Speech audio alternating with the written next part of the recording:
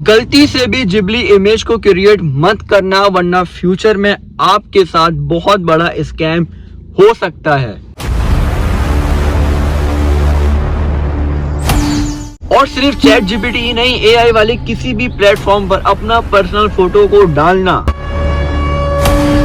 ये आपके लिए कितनी बड़ी मुसीबत खड़ी कर सकता है, ये मैं आपको एक्सप्लेन करने वाला हूं।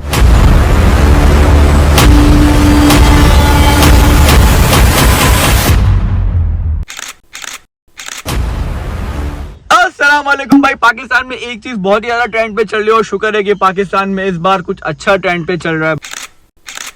जिबली फोटोज या गिबली फोटोज, आप दोनों तरीके से प्रोनाउंस कर सकते हो, क्योंकि जिबली जापानीज में कहते हैं। और अब बात करते हैं कि ये वर्ड आया कहां से, इसके पीछे की कहानी क्या है भाई, एकदम से ये चीज इतनी ज्यादा ट्रेंड पर कैसे आ गई। गिबली आर्ट का मतलब है वो आर्टिस्टिक स्टाइल जो स्टूडियो गिबली की फिल्म्स में देखा जाता है। स्टूडियो गिबली की फिल्म्स एक ब्यूटीफुल विजुअल स्टाइल को रेफर करती हैं। अब बात करते हैं कि स्टूडियो गिबली क्या चीज है। स्टूडियो गिबली जापानीज में एक फेमस स्टूडियो एनिमेशन के नाम से मशहूर है, जो 1985 में हायाओ मियाजाकी और इसाओ टाकाहाटा ने बनाया था। स्टूडियो गिबली अपने hand drawn animation, detail backgrounds और एक्सप्रेसिव कैरेक्टर से मशहूर है। और हाँ, गिबली आर्ट का वर्ड भी स्टूडियो गिबली से ही आया है। स्टूडियो गिबली ने अब तक 23 फीचर्स फिल्म्स की हैं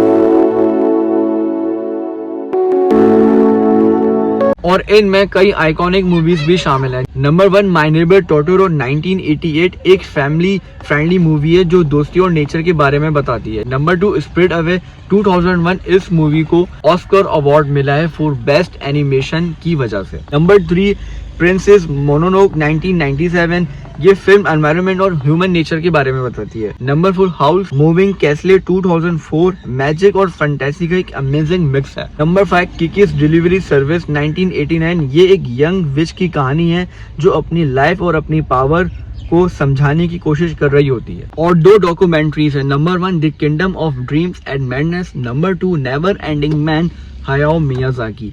इनकी फिल्म्स काफी पॉपुलर है। इनका एक अपना यूनिक आर्ट स्टाइल और स्टोरी टेलिंग है। इनके फिल्म्स जापान में नहीं बल्कि पूरी दुनिया के लोगों में फेमस है।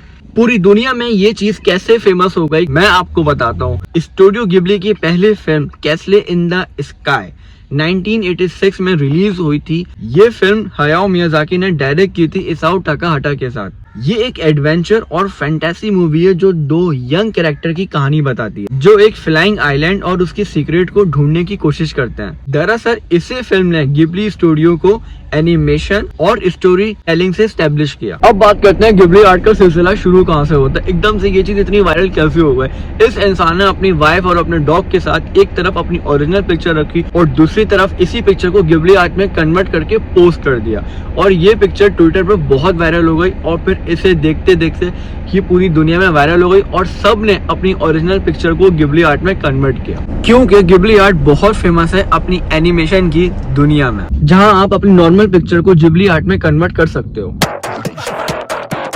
मियाजाकी एआई को बिल्कुल पसंद नहीं करते, क्योंकि जाहिर सी बात है, अगर एक चीज आपकी सालों की मेहनत पर पानी फेर दे तो आपका रिएक्शन क्या होगा। मियाजाकी को इस क्लिप को बनाने में, जो कि ये सिर्फ 4 सेकंड का क्लिप है, 1 साल 3 महीने लग गए हैं।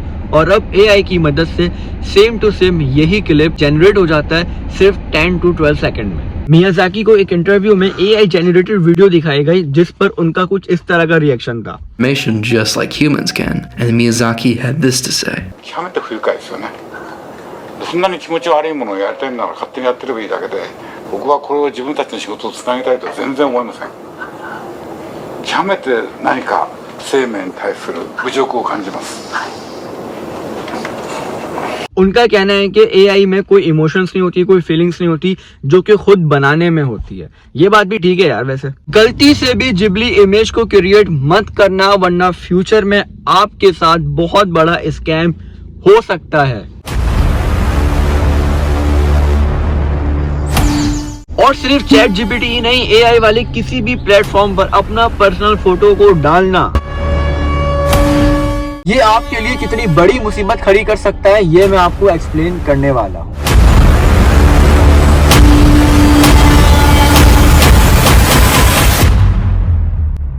ऐसा कहने वाले लोग मुझे बिल्कुल भी समझ में नहीं आ रहे क्योंकि यार आप मेरी बात सुनो, चैट जीपीटी में एक ऑप्शन होता है, उसे आप जाके ऑफ कर दो तो आपका कोई सा भी डाटा लीक नहीं होगा। हाँ, लेकिन ये बात सच है, इसके बारे में किसी को नहीं मालूम होता। जो अपनी प्राइवेसी का ख्याल रखते हैं उन्हें इस चीज का ख्याल होता है, जैसे कि मैं तो इस चीज को मैंने काफी पहले से सोचा हुआ था कि यार चैट जीपीटी के पास हमारा डाटा जा सकता है, जैसे स्नैपचैट, इंस्टाग्राम, फेसबुक, व्हाट्सएप, मैं इनका एक्सेस भी बंद करके रखता हूँ। ये क्या चीज होती है मैं आपको बाद में समझाऊंगा, पहले मेरी ये वाली बात सुनो। चैट जीपीटी में जाके फटाफट इस वाली सेटिंग को ऑफ कर दो, फिर अपनी फोटो को सेंड करो और फिर जिबली फोटोज में कन्वर्ट करा लो जितनी भी चाहो। एआई जितनी भी हमें इमेजेस देता है ना, वो सारी रियलिस्टिक होती हैं, क्योंकि आप अपनी एआई को फोटोज देते हो तो वो एआई अपने पास डाटा स्टोर कर लेता है और फिर वो डार्क वेब में सेल होती हैं चीजें, और फिर आप समझ सकते हो गलत चीजों में, गलत वीडियोस में आपकी पिक्चर्स, वीडियो इस्तेमाल हो सकती है, फिर आप पछताओगे, रोगे और कुछ नहीं कर सकते। ठीक है, आने वाले टाइम पे यही होने वाला है। आप लोगों को पता भी नहीं चलता, वो आपसे आपका एक्सेस ले लेते हैं। ठीक है, आप क्लिक करते रहते हो, उन्हें परमिशन देते रहते हो।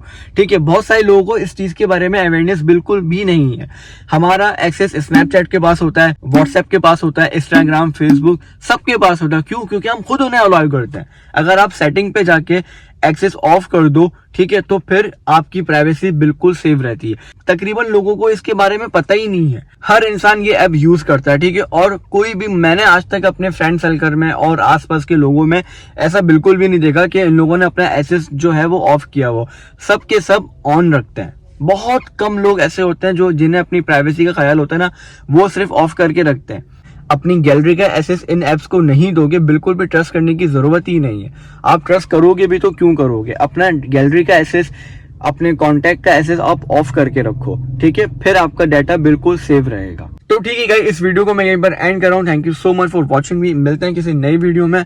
चैनल को सब्सक्राइब, लाइक, कमेंट जरूर कर देना, ठीक है, और अपनी राय कमेंट सेक्शन में जरूर दे देना यार, ठीक है, जिबली आर्ट के बारे में। और डिस्क्रिप्शन में मेरा सेकंड चैनल है, उसे जाके सब्सक्राइब कर दो, क्योंकि इस चैनल पर इस तरह की वीडियोस आएंगी। डेली व्लॉग्स में इस चैनल पे नहीं करूंगा, जो मैं एनिमल्स व्लॉग वगैरह करता था वो भी इस चैनल पे नहीं करूंगा, वो मेरे दूसरे व्लॉग चैनल पर आएगा, तो जाके उसको सब्सक्राइब कर देना, ठीक है। और ब्लॉग और वीडियो लेट इस वजह से आई है क्योंकि मेरी तबीयत ठीक नहीं, तो मेरे लिए दुआ भी करना। ओके, अल्लाह हाफिज, बाय बाय।